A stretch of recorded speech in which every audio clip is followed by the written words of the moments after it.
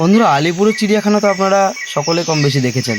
আজ চলুন আপনাদেরকে নিয়ে বেরিয়ে আসি আমাদের এই রাজ্যে দার্জিলিং জেলায় অবস্থিত হিমালয়ান জুলজিক্যাল পার্ক, যার পরবর্তীকালে পরিবর্তিত নাম হয় Padmaja Naidu Himalayan zoological park.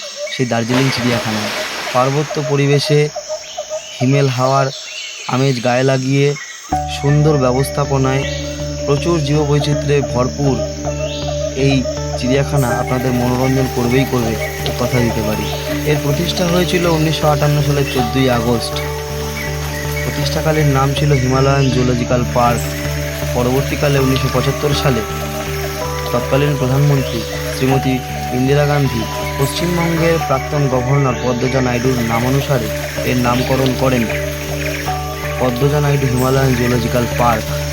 1960 সালে এই চিড়িয়াখানায় তৎকালীন রাশিয়ার সোভিয়েত প্রিমিয়ার নিকিতা কুরুশেভের থেকে ভারত সরকারের উপহার পাওয়া দুটো সাইবেরিয়ান টাইগারকে এখানে পাঠানো হয়। এই চিড়িয়াখানা 1993 সালে পশ্চিমবঙ্গ সরকারের শিক্ষা দপ্তরের হাত থেকে বন দপ্তরের হাতে স্থানান্তরিত হয় এবং 2025 সালে ভারতে প্রথম ফ্রোজেন জুয়ের তকমা পায় এই চিড়িয়াখানায় লিকুইড নাইট্রোজেনে লিভিং ডিএনএ সংরক্ষণের জন্য। এই চিড়িয়াখানায় আপনারা একদিকে যেমন দেখতে পাবেন তৃণভোজী বিভিন্ন পার্বত্য প্রাণী, পার্বত্য গোড়াল, হিমালয়ান তার, মিসমি টাকিন, নর্মাল টাকিন, মারখোর, ইয়াক। তেমনি আপনারা দেখতে পাবেন বিভিন্ন মাংসাশী প্রাণী যেমন snow leopard, golden jackal, Siberian tiger, royal Bengal tiger, Himalayan wolf.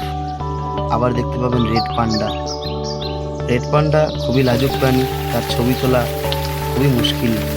Himalayan wolf, red panda উভয়ই বিলুপ্তপ্রায় প্রাণী। এই চিড়িয়াখানার সঙ্গেই রয়েছে Tenzing Norgay Himalayan mountaineering institution এবং বেঙ্গল হেরিটেজ কালচারাল মিউজিয়াম। তিনটির একত্রে টিকিট মূল্য মাথাপিছু 110 টাকা। মিউজিয়ামে কঠোরভাবে ভিডিওগ্রাফি এবং ফটোগ্রাফি নিষিদ্ধ থাকায় আমরা সেটা তুলতে পারিনি। এছাড়া এই চিড়িয়াখানায় রয়েছে বিভিন্ন ধরনের ক্যাটস, ছোট বেড়াল প্রজাতি এবং পাখি, বিভিন্ন ধরনের পাখির প্রচুর সম্ভার রয়েছে। যারা দার্জিলিংয়ে বেড়াতে আসছেন তারা এই চিড়িয়াখানায় অবশ্যই আসুন।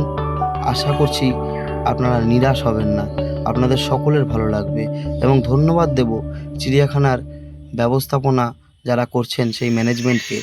প্রতিকূল পরিবেশে কিভাবে লড়াই করে এই প্রাণীগুলো বেঁচে থাকে এবং তার থেকেও বড় চ্যালেঞ্জিং ব্যাপার হলো তাদেরকে এই পরিবেশে স্বাভাবিক তাদের পরিবেশ দিয়ে তাদেরকে বাঁচিয়ে রাখা। এর জন্য একটা ধন্যবাদ তাদের অবশ্যই প্রাপ্য। আশা করি ভিডিওটা আপনাদের সকলের ভালো লেগেছে। ভিডিওটা ভালো লাগলে একটা লাইক এবং চ্যানেলটিকে সাবস্ক্রাইব অবশ্যই করে দেবেন। ধন্যবাদ।